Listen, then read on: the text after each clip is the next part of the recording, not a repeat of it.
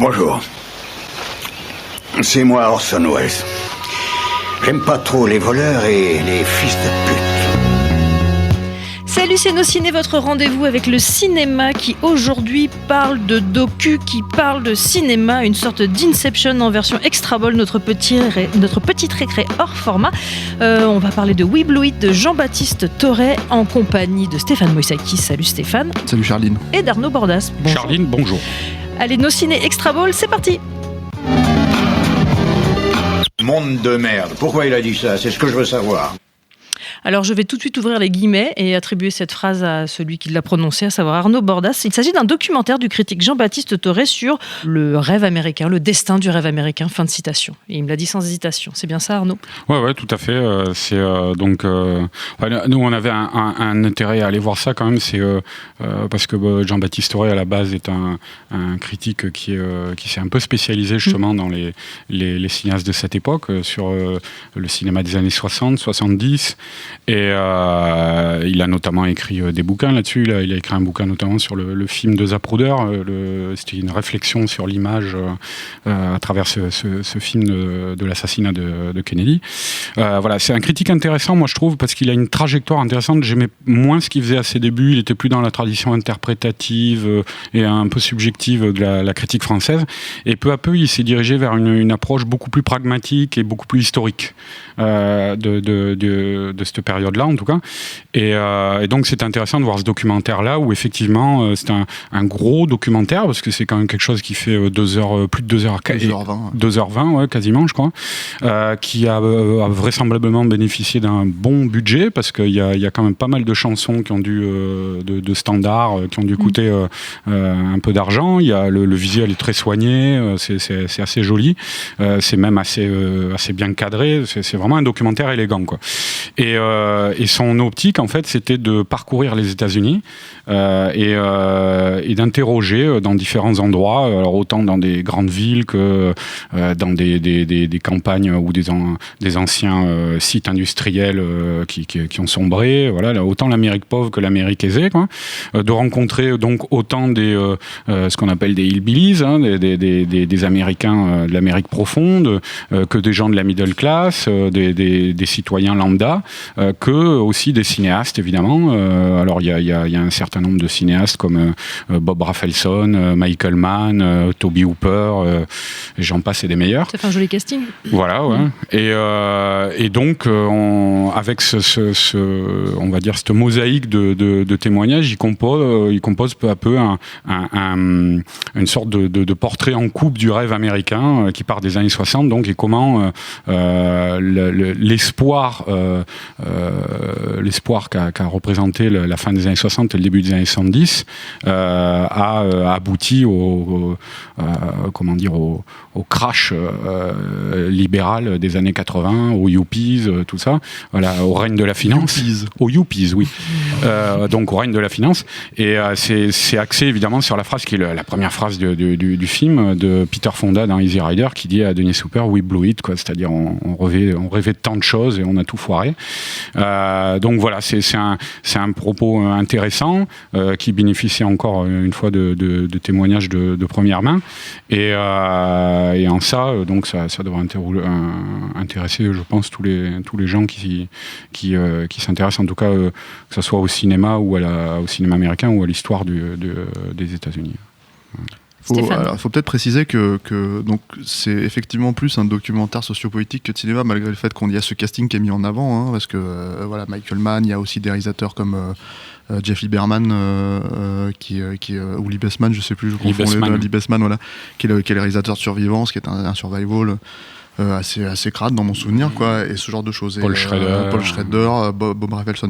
Le truc, c'est qu'il faut le préciser ça, parce que moi je m'attendais quand même un peu plus honnêtement, et en étant totalement subjectif, je m'attendais un peu plus à un documentaire de cinéma, effectivement pas forcément sur le nouvel Hollywood, mais sur l'idée en fait que il y a un certain cinéma qui se faisait à une certaine époque, Qu'est-ce qui s'est passé entre-temps pour qu'on en arrive à voilà, des films comme Avengers ou Star Wars épisode 7. Et non, mais... Pour ne citer que au hasard. Voilà. Non, mais apparemment, c'était la note même s'il ne parle pas des années 90, enfin des années 2000-2010, c'était dans la note d'intention de Toré à la base. Tout ça, il faudra lui poser la question. Le truc, en tout cas, c'est que ce qui est certain, c'est que c'est intéressant de le préciser parce qu'il faut savoir que c'est pas du Michael Moore le film, c'est-à-dire que c'est pas un film qui va tout droit avec une réponse, un élément de réponse et en fait qui joue avec le montage en fait de différentes personnes qui sont interviewées, que ce soit à la fois les prolos qu'on voit dans comment dire dans l'Amérique profonde, dans les coins perdus de Californie ou ce genre de choses, comme comment dire les vedettes de cinéma ou les stars ou les réalisateurs de cinéma qui sont interviewés. Par exemple, il y a ce personnage, moi que j'aime beaucoup au cinéma à la base, qui est un acteur de série B qui s'appelle Fred Williamson, qui a fait de la blaxploitation dans les années 70. Et il apparaît peut-être 3 minutes à l'écran, 3-4 minutes. Timing à vérifier, mais voilà. Et le truc, c'est qu'en gros, il parle tout autant de ce que signifiait la blaxploitation à l'époque en une punchline bien sentie, que de son cigare et de son image de marque, c'est-à-dire vraiment qu'il ne peut pas en fait montrer son image de marque. Il s'appelle son surnom, c'est The Hammer, le marteau, et il ne peut pas en fait se présenter sans son grand cigare. Il explique en fait quel type de cigare il choisit, donc ça c'est assez truculent, tout en précisant que j'allais dire entre lignes, mais même pas vraiment en fait, qu'il vote pour Trump, et il explique exactement pourquoi. C'est un documentaire qui a été tourné juste avant les résultats de l'élection. Et mine de rien, en fait, c'est un film qui laisse la parole à ces gens aussi qui je sais pas s'il essaye vraiment de l'expliquer, mais en tout cas, il donne des pistes sur les raisons pour lesquelles quelqu'un comme Trump a pu passer, arriver au pouvoir, accéder au pouvoir, Et ce qui est finalement, je pense, ce qu'il faut peut-être accepter quand on regarde le film, en fait, c'est que peut-être que effectivement, le sujet du documentaire, c'était de faire un documentaire sur le rêve américain, mais à travers le cinéma américain des années 60-70, c'est ce qu'il est devenu. Et que le fait de le faire à cette période charnière en fait, des États-Unis, c'est-à-dire d'arriver en 2016 au moment où il y a l'élection la plus polarisante des États-Unis, c'est 30 ou 40 dernières années, j'ai l'impression que l'actualité et la logique sociale en fait a pris en otage en fait le sujet du documentaire et l'a fait muter dans cette direction, Donc ça, c'est un truc qu'il faut savoir, parce que mine de rien, on se retrouve avec des Paul Schrader qui parlent un petit peu de cinéma aussi, mais la plupart des cinéastes ne parlent pas du tout de cinéma, Et puis t'as des moments truculents. Enfin, encore une fois, le Lee Bassman qui était donc un ancien hippie, explique en gros la logique des hippies alors bon, on va peut-être pas spoiler, on va laisser le truc. C'est pas un spoiler, hein. Non, mais le truc qui est assez drôle en fait, c'est que c'est un type qui explique: moi j'ai été hippie, j'étais dans toutes les causes qui avaient été menées dans les années 70. J'étais à tous les trucs, j'étais au concert des Beatles quand il fallait être au concert des Beatles, j'étais à tel truc. L'activisme politique. Ouais, l'activisme, voilà, tu vois. Et c'était très important à l'époque, mais en fait la vraie raison pour laquelle tout le monde faisait ça, c'était pour tirer des coups. C'était rencontrer des gonzesses et voilà. Et en fait, une vraie conscience, en fait. Non mais et c'est intéressant parce que ça en dit tellement long sur effectivement les hippies qui ont pu devenir des hippies dans les années 80, ou en tout cas des gens qui ont fait qui ont voté pour Obama ou ce genre de choses, etc., qui est quand même pas le plus à gauche des présidents américains, même si on veut bien nous le faire croire. T'as un dessinateur du New Yorker là, qui a fait un dessin à l'époque qui date de je sais plus, Woodstock, c'est fin des années 60. Ouais, fin des années 60, et donc il avait fait un dessin à la fin des années 70, il le montre, et déjà à la fin des années 70 c'était présent, ça. C'était la réunion des 10 ans. Voilà, la réunion des 10 ans de Woodstock, pour fêter les 10 ans de Woodstock, et tous les gens qui étaient là, on voit une foule pas possible, ils sont tous en costard-cravate avec un cocktail à la main, tout ça, ça a totalement changé. Moi, ce que je voulais juste dire aussi, c'est que quand même, Toré oblige, et je trouve l'approche intéressante, c'est aussi, même si on ne parle pas que de cinéma dans le truc, c'est quand même un documentaire de cinéphile qui utilise le cinéma pour montrer ce qu'il veut montrer. Pas de manière explicite, et quand je dis documentaire de cinéphile, je pense qu'il y a des gens qui passeront à côté de certaines choses, mais par exemple... Des non-cinéphiles. Voilà, des non-cinéphiles. sont cinéphiles. Il n'y a pas besoin de connaître toute la grammaire pour regarder le film. Non, pas du tout. Mais je pense que ça apporte quelque chose de supplémentaire. C'est-à-dire comment on parle de l'histoire récente des États-Unis en mettant quelque chose qui fonctionne de manière plus subconsciente, peut-être pour des gens, mais en évoquant des artifices cinématographiques. C'est-à-dire, par exemple, il y a un long passage, à un moment, un dégagement sur ils rencontrent des vétérans de la guerre du Vietnam qui ont été marqués dans leur chair, et y compris celle de leur famille, par l'agent orange, hein, l'arme chimique qu'ils utilisaient au Vietnam et dont, à l'époque, les autorités niaient l'utilisation, évidemment. Et ce passage est très touchant parce que c'est des gens brisés, c'est des gens qui ont eu des enfants anormaux, tout ça, c'est horrible.